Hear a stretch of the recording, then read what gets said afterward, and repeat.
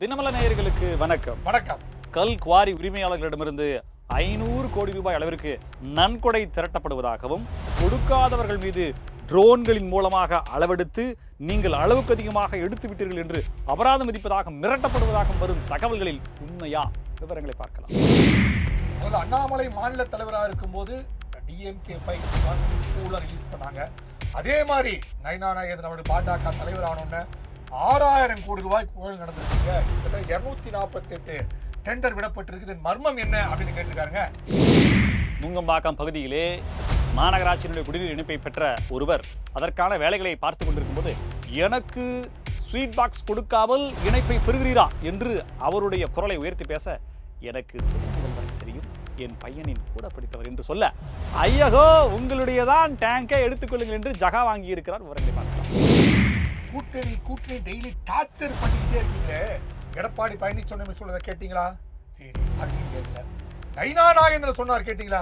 அதுவும் கேவா வேலு சொன்னார் கேட்டீங்களா? அதுவும் கேட்கல அப்படின்னு பிரேமலதா அவர்கள் சூடாக கேட்டிருக்காருங்க.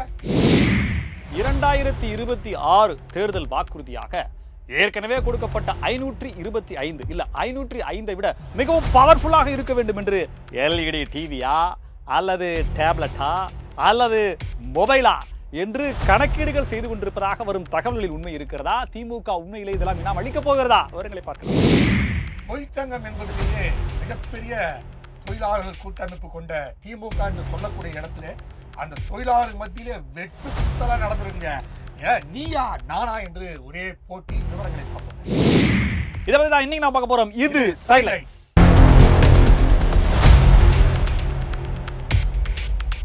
கன்னியாகுமரி மாவட்டத்தில் மட்டுமே கிட்டத்தட்ட ஒரு 100க்கும் மேற்பட்ட கல் குவாரிகள் அனுமதி பெற்று இயங்கி வருவதாக சொல்லப்படுகிறது. தமிழ்நாடு முழுக்க 1700 குவாரிகள் இருப்பதாகவும். ஆமாங்க, நிஜமாக தாங்க. அதாவது அனுமதி பெற்றது, அனுமதி பெறாமல் ஒரு சைபரோ 2 சைபரோ அல்லது கூடவோ குறையவோ இருக்கலாம். அதெல்லாம் நீங்கள் எனக்கு கணக்கு கேட்காதீங்க. கணக்கில் வந்தது தான் நமக்கு கணக்கு.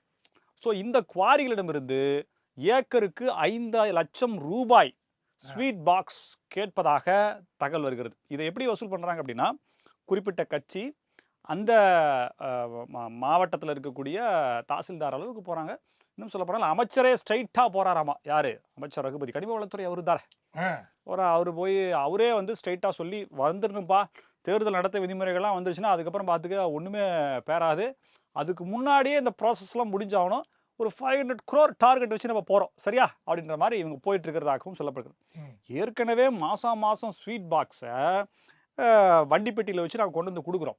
அது போக நீங்கள் எக்ஸ்ட்ரா இதுக்கு வச்சா கேட்டிங்கன்னா நாங்கள் எங்கே போகிறது அப்படின்னு கேட்டிருக்காங்க. அது நல்லா செயல்படக்கூடிய, வருமானம் கொள்ளிக்கக்கூடிய, பல மடங்கு லாபம் பார்க்கக்கூடிய குவாரிகள் இருக்குது. அவங்களாம் இதை பற்றி பேசவே மாட்டாங்க. ஐயா 5 என்னையா இந்தாங்க இன்னொரு 5 சேர்த்து வச்சிங்கன்னு சொல்லி கொடுத்துருவாங்க. ஆனால் செயல்படாத, இன்னும் சொல்லப்போனால் ஓரளவிற்கு செயல்படக்கூடிய குவாரிகளும் இருக்கின்றன. இது உடனே அந்த அசோசியேஷன் இருக்கு இல்லைங்களா, கல் குவாரிகள் அசோசியேஷன், அவங்க என்ன இப்படி சொல்றாங்க, இதெல்லாம் சரிப்பட்டு வராது, நாம யாரும் கெத்த காட்டுவோம்னு சொல்லிட்டு அவங்க ஏதோ தீர்மானம் போட, அப்புறம் பார்த்தா இவங்க ட்ரோன் அனுப்பிச்சிருக்காங்க. கல் குவாரிக்கு ட்ரோன் அனுப்பிச்சு எவ்வளவு கனிம வளங்கள் அங்கே எடுக்கப்பட்டிருக்குது, எவ்வளவு அனுமதி கொடுக்கப்பட்டிருக்குன்னு சொல்லி போட்டு ஒரு பில்லை போட்டு ஃபைனை போட்டு அது போட்டு அப்படின்னு சொல்லி ஒரு 2-3 குவாரிக்கு போட்டுருக்காங்க. போட்டோன்னா ஐயோ அலறி போயிட்டாங்க. ஐயோ என்னையா அது, நம்மளுடைய உண்மைகள் எல்லாம் வெளிவருது சொல்லிட்டு சரி 1 ரூபாய் அப்படின்னு இருக்காங்க. 5 ரூபாய் அப்படின்னு சொல்லி கவர்மெண்ட் சொல்ல, அவங்க 1 ரூபாயிலே நிற்கிறாங்களாமா. ஸோ 1 லட்சம் தான் கொடுப்போம்னு சொல்லி அவங்க சொல்ல, இவங்க இல்லை 5 தான் வேணும்னு சொல்லி இவங்க சொல்ல, ஒரு மாதிரியா சண்டை போயிட்டு இருக்குது அப்படின்றதும், அமைச்சர் வரைக்கும் இந்த பேர் அடிபடுகிறதும் கிட்டத்தட்ட நாளிதழ்களையே செய்தியாகிற அளவுக்கு இருக்குது. 4 வருஷம் 4.5 வருஷமா அடிச்சது பத்தாதுன்னு போகிற நேரத்தில் இது என்ன அப்படியே, அதாவது வர்ற அலை இருக்கிற தண்ணியும் கொண்டு போகும் அப்படிங்கிற மாதிரி வாரி சுருட்டி கொண்டு செல்ல பார்க்கிறார்களா அப்படின்னு சொல்லி ஒரே வெதும்பல்ல இருக்காங்க கல் குவாரி உரிமையாளர்கள். ஏன்னா இப்படிதான் வந்து ஒருத்தர் ட்ரோன் விட்டார் தெரியுமில்ல உங்களுக்கு. கரூர்ல ட்ரோன் விட்டோன்னா மூஞ்சி எல்லாம் பிச்சு எடுத்துட்டாங்க தெரியுமில்ல. பழனி ஆண்டினி எம்எல்ஏ, ஸ்ரீரங்கம் எம்எல்ஏ, எதுக்கியா ட்ரோன் விட்ட சார், உங்க இடத்துல நீங்க வந்து அரசுக்கு அனுமதி இல்லாம எடுத்து நீங்க வித்திட்டு இருக்கீங்களாமே, ஓ அதெல்லாம் உனக்கு தெரியுமா அப்படின்னு சொல்லி, அரசு வேற பழனியாண்டி வேற அப்படின்னு நாங்க 150 கோடிக்கெல்லாம் செலவு பண்ணி கல்யாணம் பண்ணிட்டு இருக்கோம்.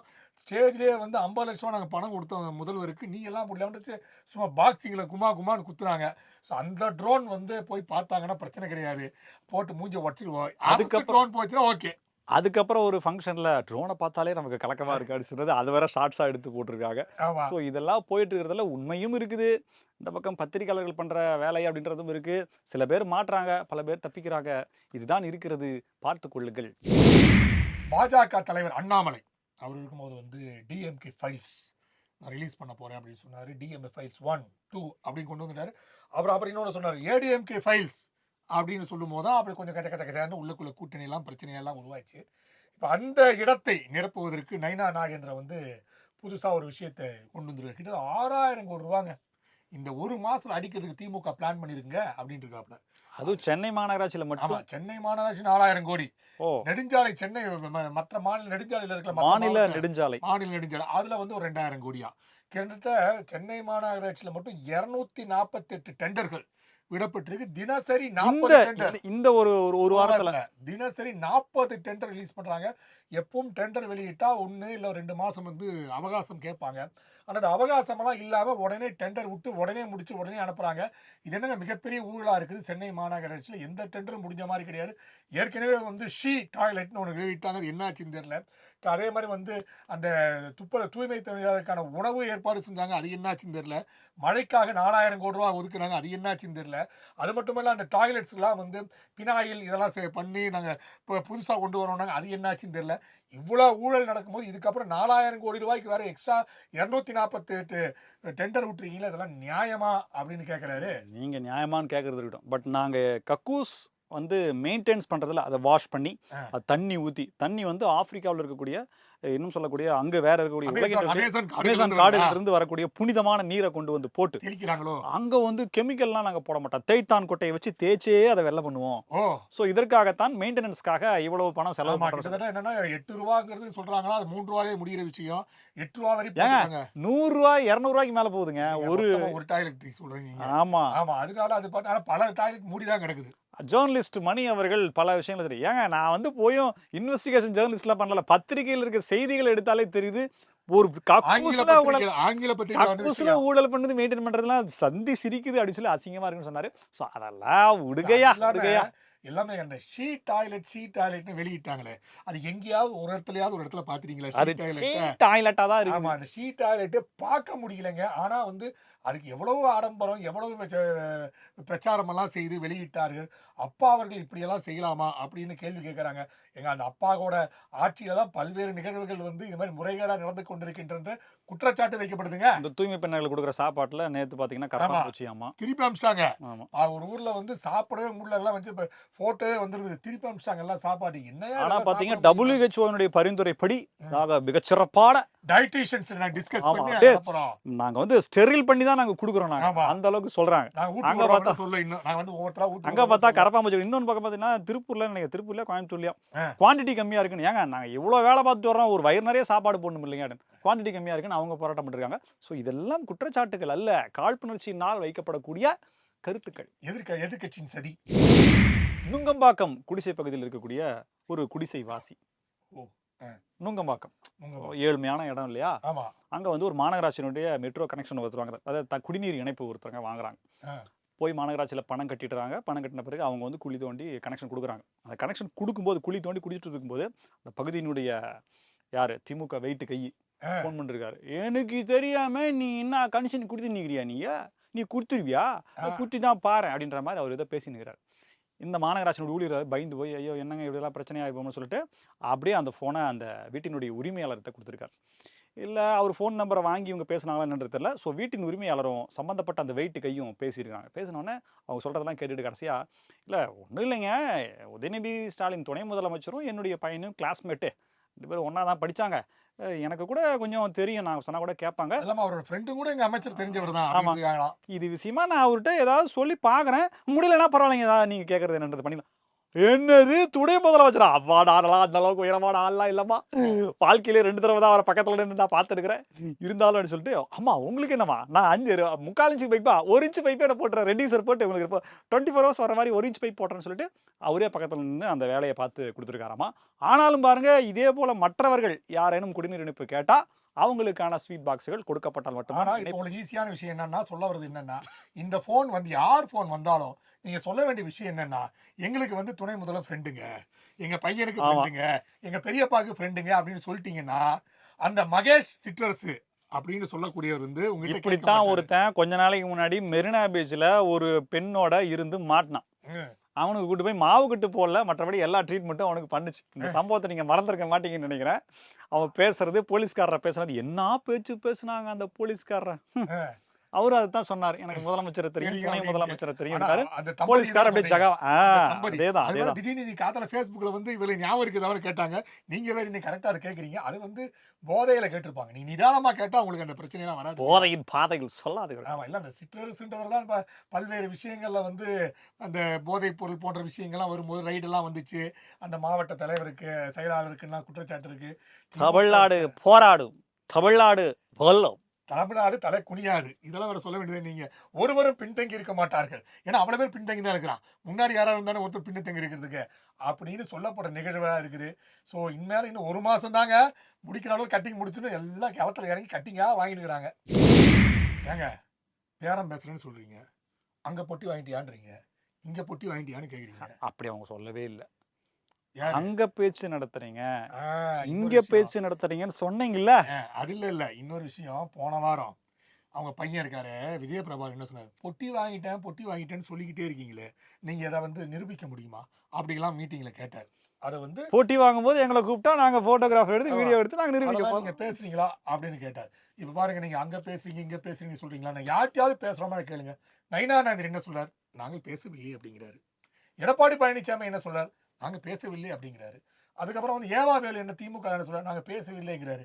அப்ப யார்கிட்ட தான் பேசிட்டு ஒருவேளை ஜெர்மன், அர்ஜென்டினா இல்ல நாங்கள் யாரிடமும் பேசவில்லை என்பது இதன் மூலமாக தெரிந்து கொள்கிறீர்களா? யார் கூட நீங்க பேசுறீங்க? நீங்க பாட்டுக்கு வாய் புளித்ததோ மாங்காய் புளித்ததோன்னு சொல்லி பத்திரிகையாளர் எழுதுறீங்க அப்படின்னு சொல்லி பாயிண்டா பிரேமலதா அக்கா வச்சிருக்காங்க. சொல்லியிருக்காங்க.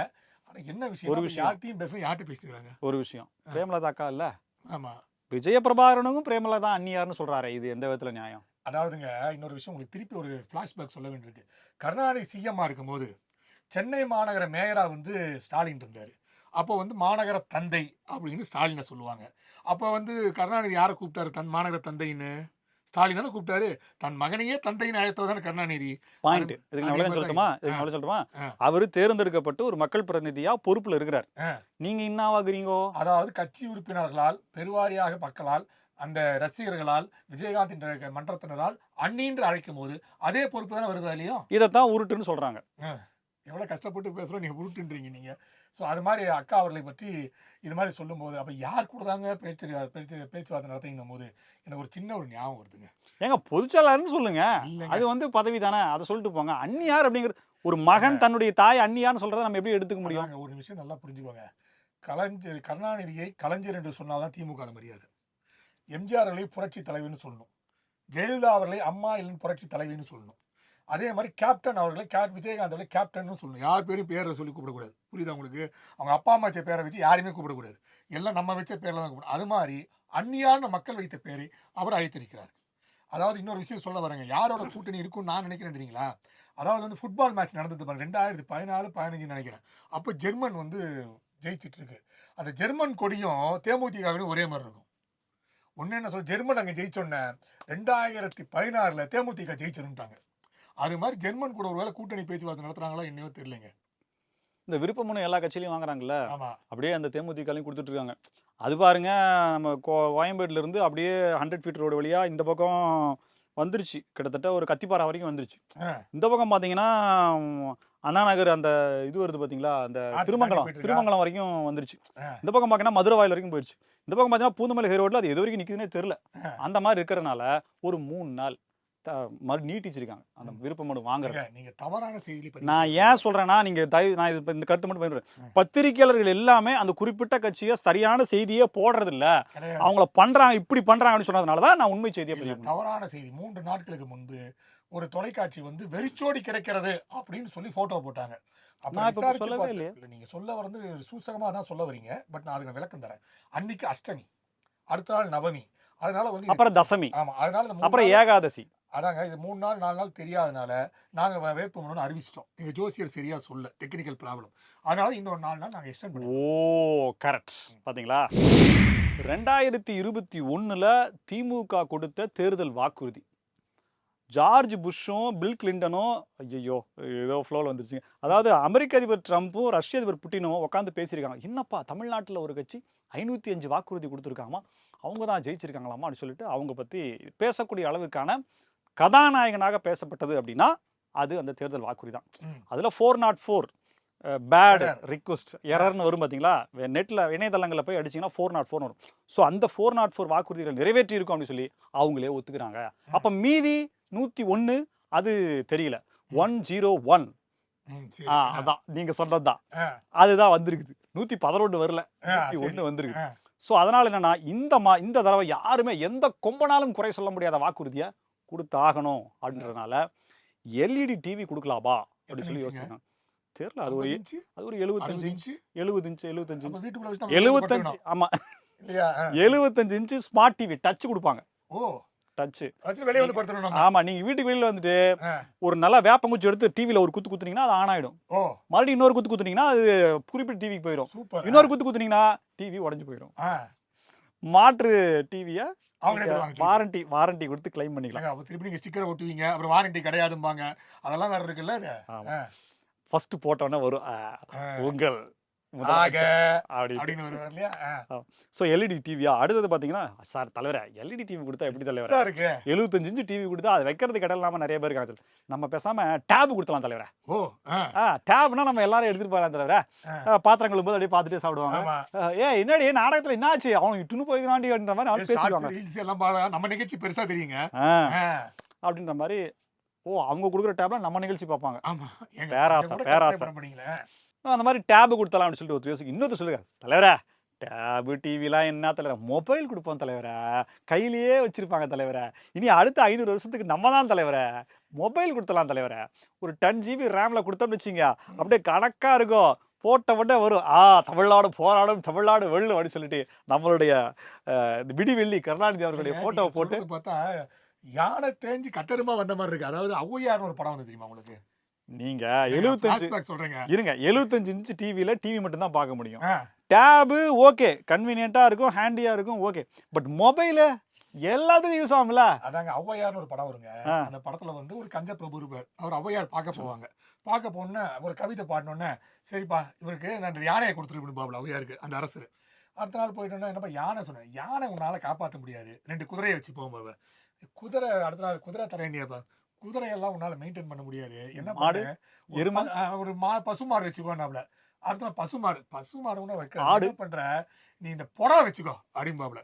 போயிட்டு என்னப்பா அந்த புடவை சொன்னீங்க, புடவை அதை வந்து உனக்கு கிழிஞ்சிடும், எதுக்கு தேவையில்லாம விஷயம், நீ கிளம்பு அப்படின்ட்டுவாப்லையா. அது மாதிரி அதுல ஆரம்பிச்சு இதுல முடிச்சிருவாப்ல, ஒண்ணுமே இல்லைன்னு கிளம்புன்னு சொல்ற போறாப்ல. கடைசியில போன முறை 505 வாக்குறுதி கொடுத்து அதுல 404 நிறைவேற்றினாங்க. இந்த முறை வாக்குறுதியவே கொடுக்கறதுலயே 404 ஆயிடுமா அப்படின்ற மாதிரி பேசிக்கிறாங்க. இல்லையா, வாஷிங் மிஷின்ல தர மாட்டாங்களா, வீட்டுல ரிப்பேரா இருக்குது, கொஞ்சம் கொடுத்தாங்கன்னா வசதியா இருக்குன்னு சொல்லலாம் இல்லையா. எனக்கு கல்யாணம் ஆகல, கல்யாணம் பண்ணி வைங்கன்னு கேட்பாங்க போல இருக்கு. புரியல, யாராவது கடவுன்னு கேட்டா அப்படி எவனோ சொல்ல போறாங்க. கல்யாணம் ஆனவங்க என்ன கொடுப்பீங்க? ஆமா, இந்த பிரச்சனை எல்லாம் வரும்ல. வேண்டாம் பத்தி நான் பேசுறதுல சென்சார் ஆகிடும். கரெக்ட். அதனால ரொம்ப தீவிரமா யோசிக்கிறாங்களாமா. இந்த நேரத்துல கனிமொழி அவர்கள் மற்றும் சபரீசன் அவர்களும் ஒரு அதிகார பகிர்வு அப்படின்றத செஞ்சுட்டு இருக்கிறதாகவும் இணக்கமாக சென்று கொண்டிருப்பதாகவும். பகிர்வு செஞ்சிருக்காங்களா, என் ஊர்லயே வந்து நீ பஞ்சாயத்து பண்ணிரு எனக்கே தெரியாம அப்படின்ற மாதிரி அது போயிட்டு இருக்கு. ஆனா இதை பாத்துங்க, இது யாருக்குமே தெரியாது, இதை பத்தி யாருமே பேச மாட்டாங்க. டிபேட் டாபிக்லாம் வேற மாதிரி இருக்கும். திமுக தொழிற்சங்கத்தில் அடி தடி. ஏன்னா ஏற்கனவே வந்து 2022 26 வரைக்கும் டீம் அனௌன்ஸ் பண்ணியிருக்காங்க. அந்த டீம் வந்து இப்போ முடிஞ்சிருச்சான், அதோட டைம் முடிஞ்சு போனோன்னே இடைக்கால டீம் ஒன்று அறிவிச்சிருக்காங்க. அந்த இடைக்கால டீமுக்கு இருக்கும்போது இந்த ஏற்கனவே இருந்த டீம் உள்ள போயிருக்கு. போனோன்னா அந்த இடைக்கால டீமை நீ எப்படா உள்ள வரலாம் அப்படின்னு பிடிச்சி கும்பாங்குத்து குத்திருக்காங்க. அது பயங்கரமா வீடியோ வைரலா போயிருக்குது. திமுக என்றாலே வந்து சமாதானமும் சாந்தியும் இருக்கக்கூடிய கட்சி என்பது எல்லாருக்குமே தெரியும். நடிப்பு அரக்கர்களும் அரக்கைகளும் இருக்கக்கூடிய அந்த கட்சியில இந்த சாந்தியும் சமாதானமாக இந்த நடவடிக்கை நடந்திருக்குது. ஸ்டாலின் அவர்கள் வரைக்கும் போயிருக்கான்னு தெரியல. முன்னாள் நடராஜன் போன்ற தொழிற்சங்க தலைவர்லாம் இருந்தாங்க. இப்போ வந்து இதுல வெட்டு குத்துலாம் போய் நடக்குது அப்படின்னும் போதுதான், ஏப்பா வழக்கமான வெளியலுக்கு தான் வெட்டு குத்து பண்ணுவோம், இதுக்குள்ள இப்போ நம்ம உள்ளுக்குள்ளேயே குத்திக்கிட்டு இருக்கோம் அப்படின்ற ஒரு கேள்வியே வந்து கேட்கப்படுதான். நம்ம வெளியே தான் அடிப்போம். போன வாட்டி திமுக வந்து அந்த திருப்பரங்குன்றத்தில் வந்து ஒரு தண்ணி அடிச்சாரு கடையில் வந்து தண்ணி அடிச்சா ஏடிஎம் தட்டி கெடுத்து அவரை வெட்டினோம். அதுவும் நேற்று திருப்பூர்ல ஏதோ சம்பவத்துல ஏடிஎம் காரங்கன்னா அவரை வெட்டினோம். நம்ம வழக்கம் வெளியே இருக்கிறத வெட்டுவோம். ராயபுரத்துல அவங்க வந்து என்ன தேர்தல் கருத்து கணிப்பு நடத்த வந்தாங்கல்ல, ஆமா அவங்க அடிக்கவே இல்லை, நாம அடி வாங்கிட்டு போயிட்டு அடிச்சு ஐசியூல படுத்துறோம். நாங்க அது வழக்கமா நம்ம தான் அடிப்போம். அது எப்படி மிஸ்ஃபயர் ஆகி நமக்குள்ள அடிச்சுக்கிறோம் அப்படின்ற கேள்வி எல்லாம் வந்திருக்கான். கேட்டா தேர்தல் அதாவதுங்க எப்பவுமே தொழிற்சங்கத்துல பாத்தீங்கன்னா அந்த போக்குவரத்துறை தொழிற்சங்கம் வந்துருச்சுன்னு வைங்களேன், அந்த ஆட்சி யார் ஆட்சிக்கு வராங்களோ அவங்களோட தொழிற்சங்கத்துல இருக்கக்கூடிய அந்த முக்கியமான நிர்வாகி யாரும் வேலைக்கே போக மாட்டாங்க. சும்மா அட்டண்டன்ஸ் மட்டும் போட்டு கையெழுத்து மட்டும் போட்டு வந்து உட்காந்துருவாங்க. அவங்க வேலைக்கு போக வேண்டிய அவசியமே கிடையாது. ஏன்னா அவங்க வந்து அந்த ஆட்சி அதிகாரம் கைக்கு வந்தோன்னே தான் இந்த பிரச்சனையா இருக்கும். இப்போ நீங்க போன வாட்டி பார்த்தீங்கன்னா மேட்டுப்பாளையம் அதை சொன்ன விஷயம் பார்த்தீங்கன்னா, ஒரு நிர்வாகி திமுக நிர்வாகி அங்கிருந்த ஒரு பட்டியலினத்திற்கு வந்து பல்வேறு வேலைகளை கொடுத்து துரத்தி விட்டது. அங்கே போ இங்கே போன்னு சொன்னது. அதுக்கப்புறம் அவர் அங்கே டிரான்ஸ்ஃபர் ஆன பசுஞ்சாணத்தை வச்சு முழுகுனது. இந்த சம்பவம்லாம் அந்த போக்குவரத்து கழகத்தில் நடக்குது. ஸோ வந்து போக்குவரத்து கழகத்தில் யார் ஆட்சிக்கு வந்தாலும் அவங்களோட அதிகாரம் கண்டிப்பாக இருக்கும். அந்த வகையில் வந்து இப்போ யார் அந்த பதவிக்கு போகிறாங்களோ அவங்க வந்து ஆட்சிக்கு வந்தாங்கன்னா சொகுசா 5 வருஷம் எந்த வேலையும் பார்க்காம சம்பளம் மட்டும் வாங்கி கொண்டு ஜாலியாக இருக்கலாம். அதனால தொழிற்சங்கத்துக்குள்ள இவ்வளோ பிரச்சனை. யார் ஓசியில் ஜாலியாக படுத்து சாப்பிடலான்றதுதான், வேற எந்த பிரச்சனையும் கிடையாது. இதே போல பல புதிய தகவல்களோடு மீண்டும் உங்களை சந்திக்கிறோம். இது சைலைட்ஸ். நன்றி.